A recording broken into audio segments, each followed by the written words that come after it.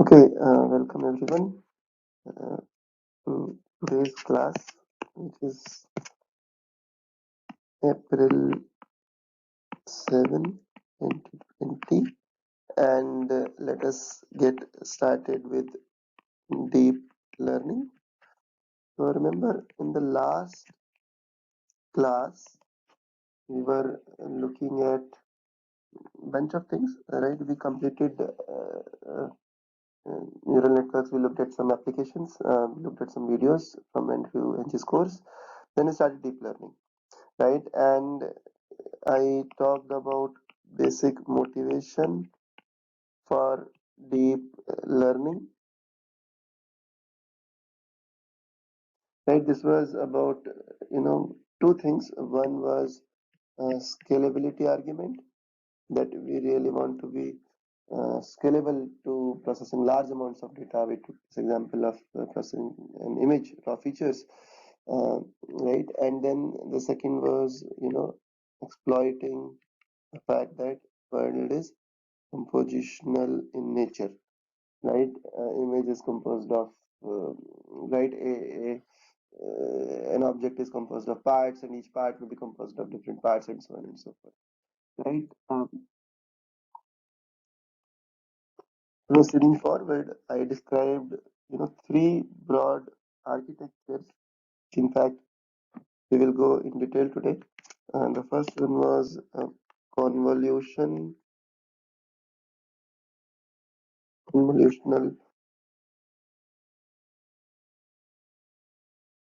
neural networks.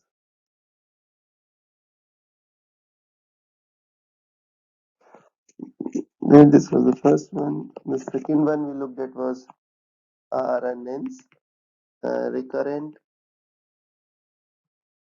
neural networks.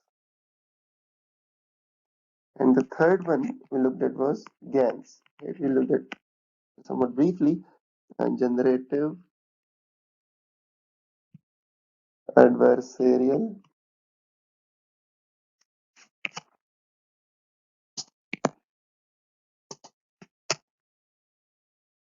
networks. Right, and we sort of motivated each one of them. CNNs we motivated with an image example, that you have these convolution operations which apply to especially local regions, and process, for example, an image layer by layer, right, recognizing very simple things to more complex things. We'll look at an example of this, maybe a class later, specific applications of this, for example, recognizing objects or classifying objects in an image. RNN, we looked at this recurrent behavior across time, right? The example that we took was of natural language processing, either tasks of the form where you want to classify, for example, a sentence into, maybe a sentiment of a sentence, or a label for the entire sentence. We also looked at sequence to sequence tasks where there is a label, for example, for every word in a sentence, or there may not be one-to-one correspondence between these sequences, for example, in machine translation.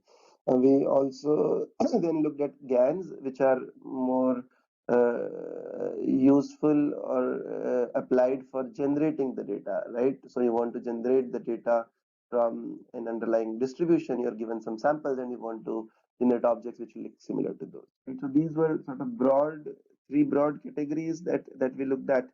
In today's class, what I will do, and be part of the next class, we will expand on each one of them, and look at mathematics behind it, right? My whole motivation is to give you a good feel and foundation of whatever ideas, mathematics that we have developed for neural networks. How does it extend to some of these fundamental building blocks of deep learning models, right? That's the basic goal of this. Of course, as I said, there is a whole class on this that I might teach, maybe a year later, we'll see, but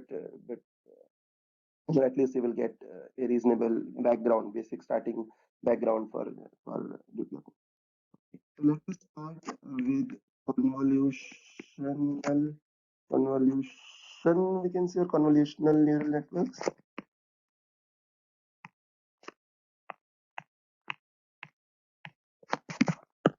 right? And recall what was the idea. So before we proceed, in fact, I should also mention that I will also talk about few other ideas which are very important in deep learning, which is self-attention and dropouts, or let me just call it attention, not self-attention, dropouts and attention, and I'll mention maybe a few more ideas, right, as we sort of complete this topic. In the end, I will show you some slides which have been borrowed from some other people, but they are illustrative of actually how these some of these algorithms are applied in practice. Okay. So let's recall the picture that we had, right? This is an image, right? 3D image, and you want to process this using a filter, right? So you want to apply a filter on this, right, which is like a convolution operation,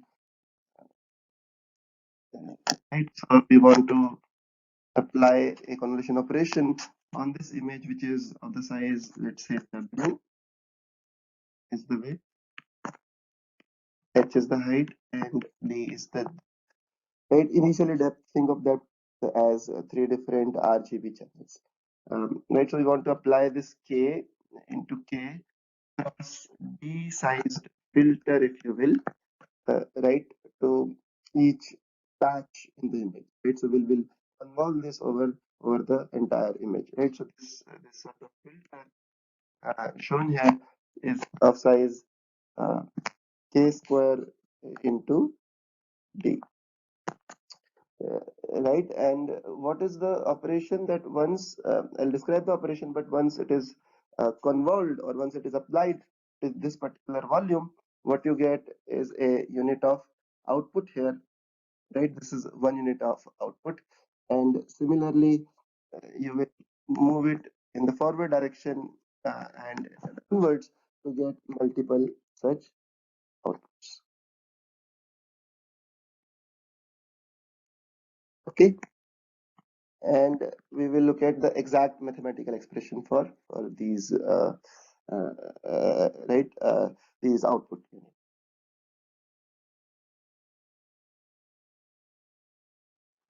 And input here is three-dimensional, so we'll refer to the input. For example, think of an image x as x, I, j, and l along three dimensions, and we will refer to the matrix, convolution matrix, as w, and it will also have sort of three dimensions or three indices. We'll refer to this as u, v, and l. Okay. Okay, so let's move further. Maybe I need to draw this again quickly just to show it, or keep the picture in focus while I sort of write. Let me draw it quickly. Right, so this is your filter that is being applied, and this is the width of the image, this is the height of the image, and this is the depth, and this is your K by K cross K filter which is being applied, right? And input is X, three-dimensional, right? And the output that you will produce, me write it somewhere else. Put is input is three-dimensional, and then the output that you will produce will be a Z, which will be referred by Z, I, and Z, I, and Z, J, right? Okay, and think of this as a set of operations,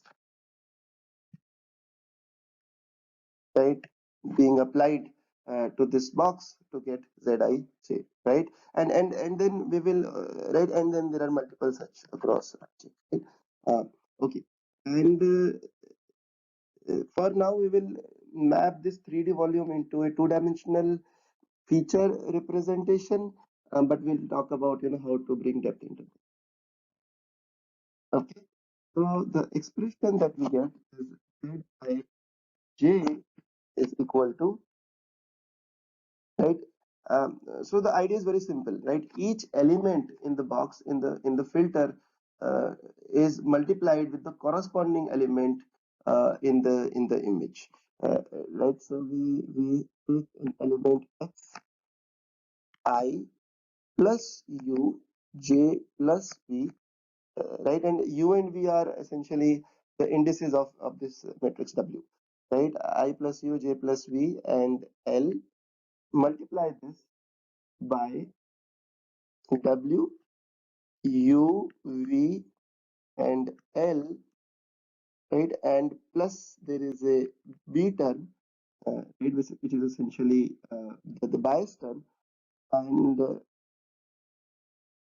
we sum over all possible U, V. So U goes from 0 to K minus 1. V also goes from 0 to K minus 1. And then finally, we sum over all possible elements in the. So this is the expression, right? So you can stare at it for a minute. So what are we doing? We are saying, right, we want to get a particular output, Zij, right? How do we really get Zij?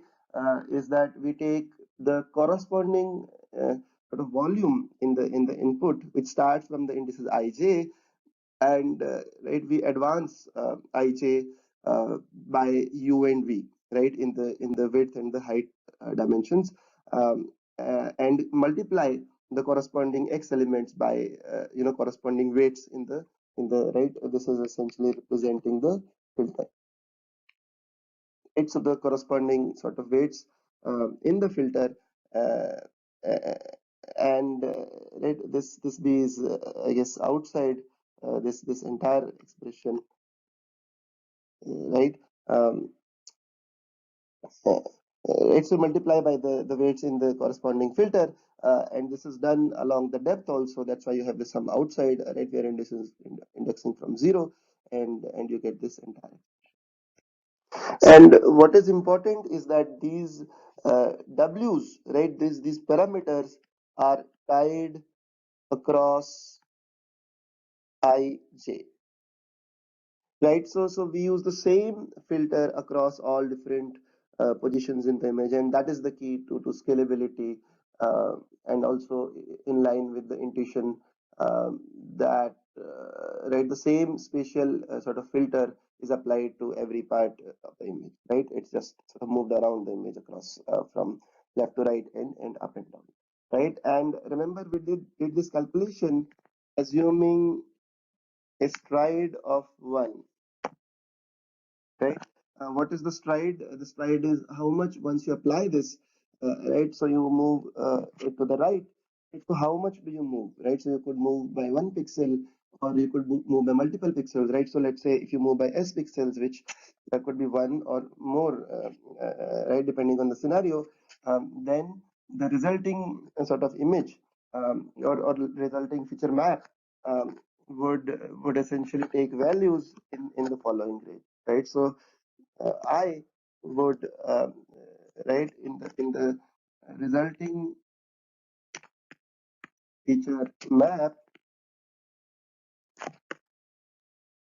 I would be W minus K by S plus 1, and similarly they would be uh, height minus K divided by S plus 1, right? And we sort of derive this expression, right? So when the stride is 1, then we simply get W minus K plus 1 and H minus K plus 1. And typically you also do 0 padding, right? So you pad some zeros either in the beginning or in the end, or on both sides, to get same sized output as the input with the stride of 1, right? And this is represented here in the form of these dots, right? So this is your essentially uh, output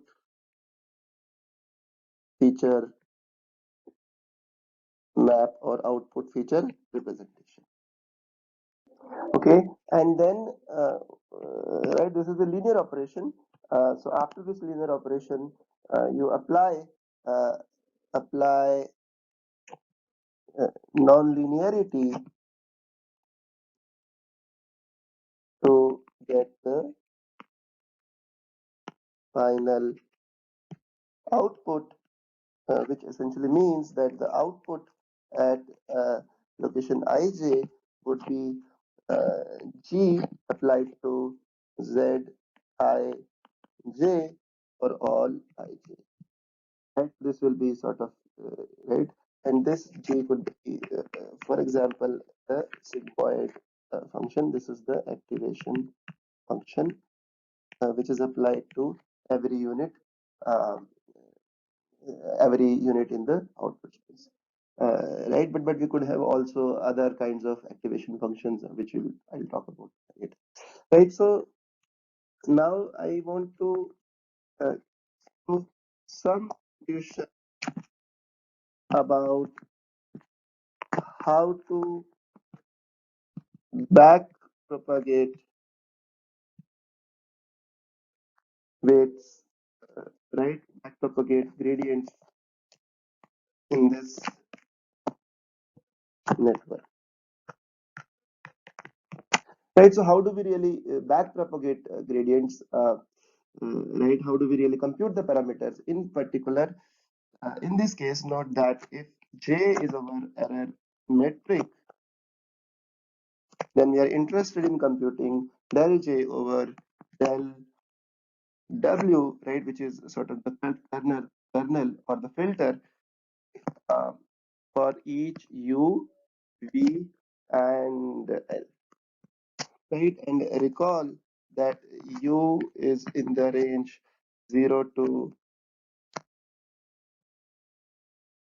K, and V is also in that range. Typically, it's a square kernel, and L is going from 0 to B, the depth of the image. Okay. So how do we really calculate this quantity? And we apply a combination of chain rules and a few other mathematical tricks. So let me quickly describe that, and right, I guess it will be homework for you to sort of bring those pieces together and think about how really how the backpropagation algorithm would work in such a network. The basic idea would be very simple, very similar, right? That you want to backpropagate gradients from the final layer to the previous layer, and so on. But how do you go from layer, let's say, which is at t+1 to t, right? There you have to be a little bit careful, because these weights are tied across this kernel matrix, right? Or tensor, which is sort of a 3D matrix. And the way you would do is you would write this using chain rule.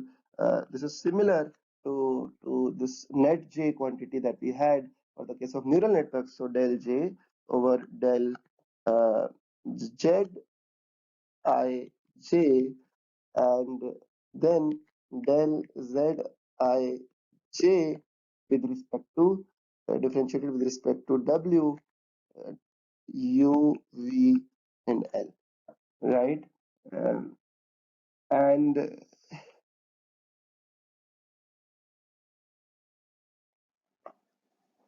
and and this will be sum over I and j, right? Why is this sum over ij? This is sort of the application of the generalized chain rule, right? Because WUVL affects uh, the the output, or the final output through all possible ij's in the next layer, right? So we have to sum over all possible ij's and apply the chain rule correspondingly. Uh, Recall that this was where we had this function f y1 up to y k, I believe, where each y was in fact a function of some x1 to xn, and the way computed the gradient of f with respect to x was, we said del of f over del of f with respect to del xj is equal to del f over del yl into del yl over del xj, and summation over all possible such else, right? So this was our generalized chain rule, right? And this is then application of this generalized chain rule. And note that this quantity I will not sort of compute it for you, but think about it offline, how to compute it using the expression that you've described, relating Zij and WVL, right? And this is something that would be really computed using the backpropagation algorithm, and this is equivalent to, if you will, to del J over del net J in the case of standard neural network. Okay, and this is sort of the first quantity that you will need to compute the gradient, and let's move forward. Second quantity that we would need in this case would be equivalent of right, del j over del z tij expressed in terms of del j over del, I'll explain what this t is, z t plus 1 I prime j prime into del z t plus 1 I prime j prime over del z t I and j, sum over all possible I prime j prime in in layer t plus 1, right? And what is the intuition? So the intuition is that right, you have these output units, right? And at this is at layer P, right? So these are Zij's, and they in turn depend on, right? So this is at time T. So right, so now I've introduced this new index P, which is sort of denoting progression across layers, right? So initially we're talking about just one layer of computation going from X to Z, but when you have multiple such layers, right? So these X's are indexed uh, by these GTs, right? For example, in the beginning, I guess for layer one, this will be X would be basically Z1, right? And now you're going from ZT to ZT plus one, and the corresponding outputs will be indexed by I prime and J prime, right? So going from layer T to T plus one, right? So this is the second application of generalized chain rule that you will need to do to compute the gradient in the layer uh, at T, given the gradients in the layer T plus 1, right? And this is again sort of analogous to what we have done in the case of neural networks, right? And then there is one final quantity that is remaining, or I guess there are two things remaining. I will talk about that, but one of them is simply this quantity del jt plus 1 over del jt, and from the neural network case, you can think of this as del net uh, L over del net J, where L was the down neighbor of J, right? So this was the quantity which is sort of equivalent in the neural network case, right? And this needs to be computed uh, And right, so this is basically the next part C that we need to compute this del z t plus 1 I j, or I guess I've used I prime j prime, right? So I right, so this will be del z t plus 1 I prime j prime with respect to del z t in the previous layer, and this is square brackets I j for all I j I prime and j prime. Right? Will this be for all? Well, think about it. Not really, right? This will be only for those ij and I prime j prime combination, which sort of, right? Others will go to zero, right? So this is something that we'll need. And one final quantity that I'll write on the next slide will be the gradient of Oj with respect to Zij, right? So let me just go to the next slide for that. Finally, we will also need, let's write it d del O I j over del Z I j, and this is essentially, the gradient of the quantity that you obtain by applying this sigmoid operation to Zij, and this we know is simply, can be obtained by the gradient of the sigmoid function, which was g of Zij and del of Zij, and assuming that this is sigmoid, then this is simply equal to Oj into 1 minus Oj, right? So this is the expression that we have, right? So in summary, uh, what have we done? Let me sort of try to summarize that. We have these units at, let's say,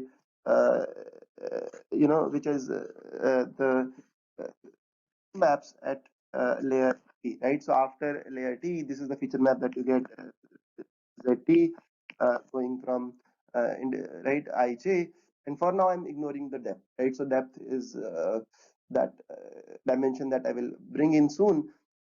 But going from here, so you want to go from ZTIJ to ZT plus 1 I prime J prime, right, in the next layer, and we want to compute, right, or backpropagate the gradients across these computations.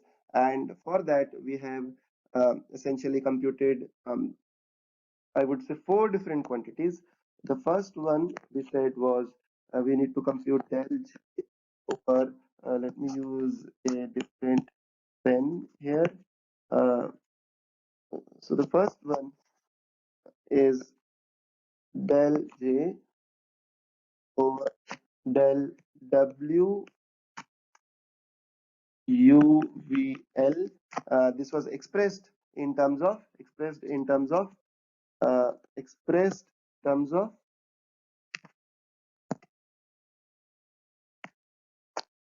del uh, J over del Z I J, right? So this was sort of the first thing that we really needed, ZTIJ, right? And this is also, the kernels or the weights at time T, right? So the weights sort of feeding into the computation at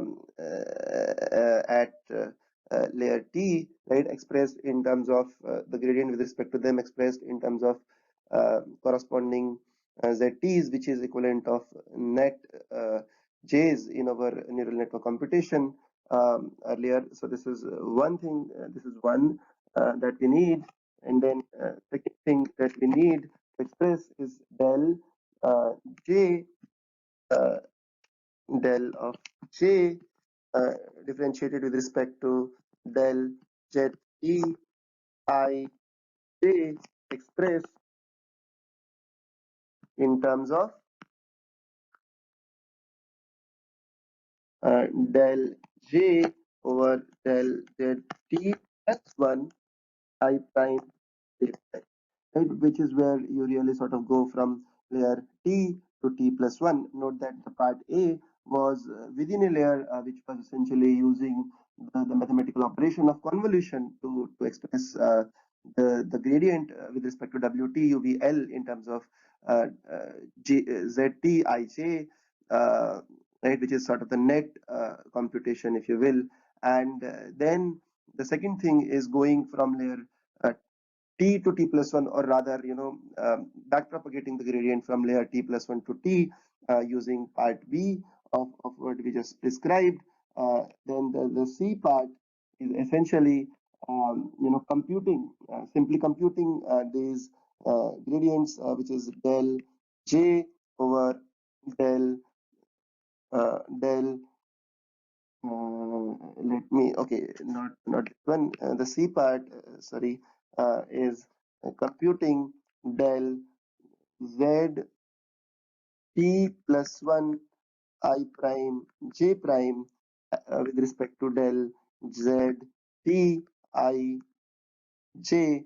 There is dash here, uh, and line here, and this is part C, and this is required in part B, right? In the expression for part B, that we need to uh, compute this sort of zt plus 1 I prime j prime in terms of zt ij. This is sort of correspondence of outputs in layer uh, t and t plus 1.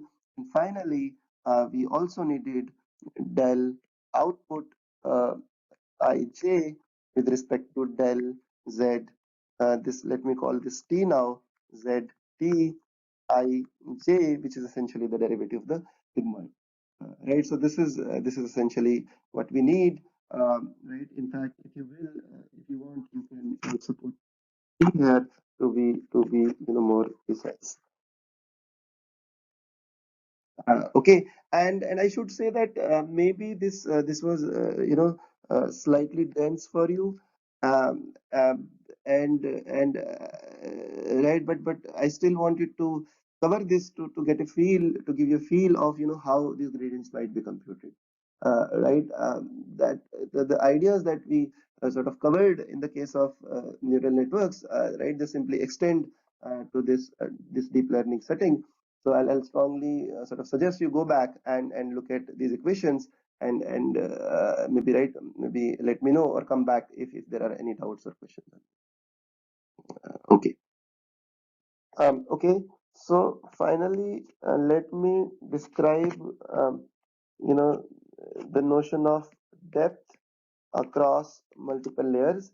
So remember, we had this image right in the beginning, which we represented um, using sort of x's, right? We index by x, I, j, l, right? Where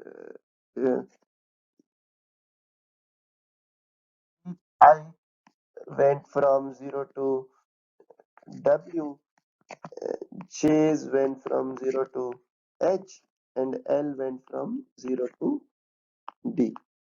Right? So these were the width, height, and depth, and we said that this sort of maps into this layer Zij, uh, right, where there is a output unit corresponding to a volume here, which is sort of application of the k by k square d size circle, right, or filter. Right, and this is sort of the feature map that is computed in the next layer, right? And then we said that we apply g over zij, which is sort of the activation function,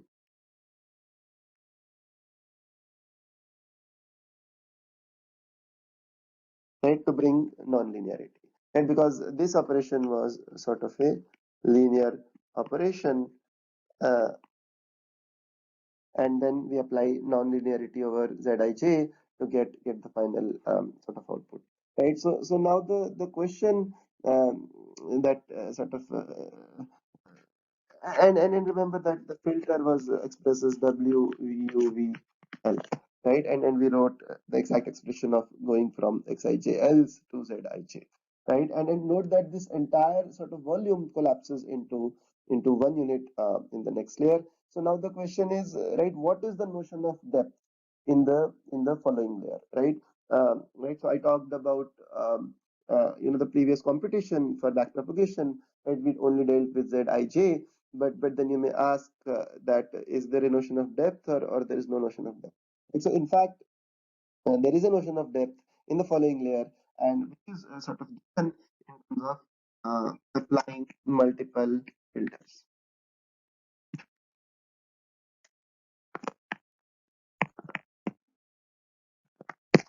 or kernels, right? And the entire sort of idea is that we have not just one sort of kernel, but multiple such kernels. Let me use a different pen, which is given by W, S, U, V, and L. And if you are at layer T, then this is given by WT, right? And this S belongs to 1 up to let's say um, dl plus 1, which is essentially saying that the number of kernels that you apply at a time t gives you, this should be dt plus 1, gives you the depth at time t plus 1, right? So what is the idea that what is the intuition, right, of applying these multiple kernels is that think of this example of trying to recognize a human, and at the same point of time you may want to apply multiple different kernels. For example, one of them might be recognizing eyes, one of them might be recognizing nose, one of them might be recognizing ears, and so on and so forth, right? So you apply these kernels, which is essentially index by s, right, going from 1 to dt plus 1, and for each of these kernels, essentially in the next layer you get a sort of a depth, uh, right? So the depth in the next layer would be dt plus 1, exactly, right? So this depth in the next layer is the number of kernels which is applied on the map in the previous layer, right? So as many kernels are applied as is the depth in the next layer, right? So in the beginning, at time t equal to 1, this is nothing but the RGB, for example, in the image case.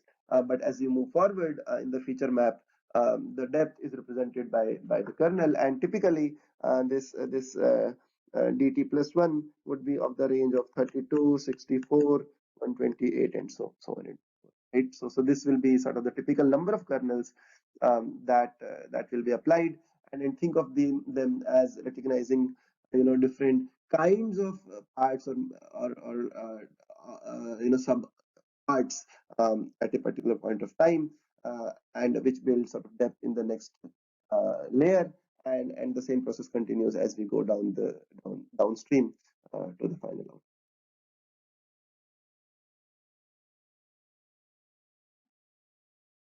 So this gives us a more uniform treatment of you know uh, these z's, which is essentially, right, now will compute the gradient of the error, right, final error with respect to these z's is essentially in each layer, let's say layer t, um, um, right. This is given by z t I and j, and also then L, which is essentially the depth at a particular um, layer, right? And I should, right, so this is sort of more uniform treatment now across different layers, right? I should sort of clarify that maybe, right, somewhere I might have interchangeably used depth into different senses. So one is the depth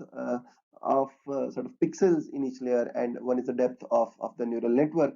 Right? Maybe the right way to put this will be to refer to the depth of the image's depth, which is indexed by L here, and then to refer to the sort of the progression of the neural network across layers in terms of time, right? So this is right. So this is layer T and layer T plus one, and so on, right? So please, bring that, keep that in mind, just to avoid any possible ambiguity in terms of what I said in terms of what depth is, right? So one of them is the depth of the image, and the other is the depth of the neural network, which I think we can probably refer more uh, in terms of the layers to avoid any ambiguity. Great. So this is good. Let me proceed forward to one more operation, right? I guess, and this will be sort of the last thing that I will do for convolutional neural networks, and then we'll move on to recurrent neural networks, right? And I guess I should also mention that here the whole idea is to give you a flavor of how uh, these networks work, right? And connecting it back to neural networks, right? Of course, as I've repeated a few times, that there is a full course, right, where we will probably go in more specific details of working out all these maths, and maybe computing the gradients, and many more details in terms of optimization, but that's probably going in the full detail is probably beyond the scope of this course. Okay. So one more important operation, right, that I want to describe, which is also central to these convolutional neural networks, is called the pooling operation, right? And let me describe this simplicity for depth one, but the idea can be very simply extended to right. It's just for simplicity. Um, it's very straightforward extension to multiple depths, right? So I'm describing this for one depth, and then a natural extension exists. I'll say in a line once I describe it for one depth. And so what is this pooling operation is think of a particular feature map at some time t, right? And let's say you have these z ij's, right, going along the width and the image, right? And this is the output of a particular convolution operation at layer T, right? And so what does the pooling operation do? Pooling operation typically is applied between two convolution operations.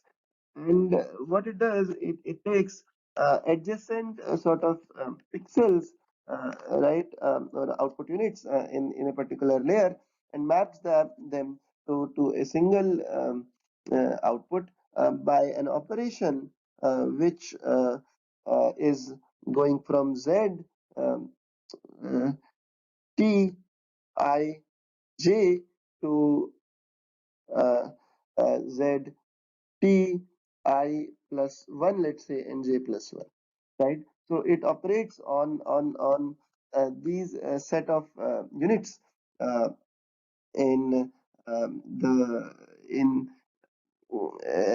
uh, in the ZTIJ layer, right, and produces an output which you can refer to as right. Right, I will refer to it again as layer T, uh, uh, right, just to avoid confusion. Right, so this is within the same layer that you apply um, convolution, and then the pooling operation, although people sort of also separate them out into different layers, right? I mean, it's a matter of convention, but let me, for simplicity, let me just think of layer T, where you have applied the convolution operation, and after that you are applying this uh, um, this particular pooling operation, and this will take you to ZT I prime and J prime. Uh, Right, and what is this I prime and j prime? They go from I1, or I guess indexed using zeros, right? So let me use the same notation. So this goes from 0 to I prime, and this is less than um, W prime, where I will describe what is W prime is. But let me first write J prime goes to H prime. W prime is W by P, and H prime is H by P. Right. So in right, and this operation could be average. This could be sum, or this could be max. Right. And what is the intuition? So the intuition is that we are taking a bunch of pixels, which are located nearby. Right. Let's say 4 pixels, and then we are taking sort of average of those, right, and then producing the pooled sort of out. And what is the rationale of this? Right. For example, here P could be uh, P. Let me right. So P could be 2. Right. So 2 means 2 along the height and 2 along the width. So we are taking 4 such pixels and collapsing them to single sort of output. Right. And what is the rationale? Right. So the rationale um, behind. So actually, before I describe the rationale, let me also be more precise. This is over applied over sort of G of this, right? Because right, I don't really apply this right over just the linear sort of output, but I actually apply the sigmoid, and then the output of sigmoid is now pooled into uh, right, through this average sum or max operation, right? And what is the intuition, right? So the intuition essentially uh, is that, suppose, right, you are trying to recognize, let's say, eye of a person, right? And these eye detection might be composed later as to whether it is the face of a human or not, right? Maybe different facts are there in place or not, right? So then, essentially, suppose this particular layer at time T is detecting a particular part, and it's also note that detecting its location, right? Because the particular output is one if it was detected at that point, the particular place, uh, uh, or not, um, right?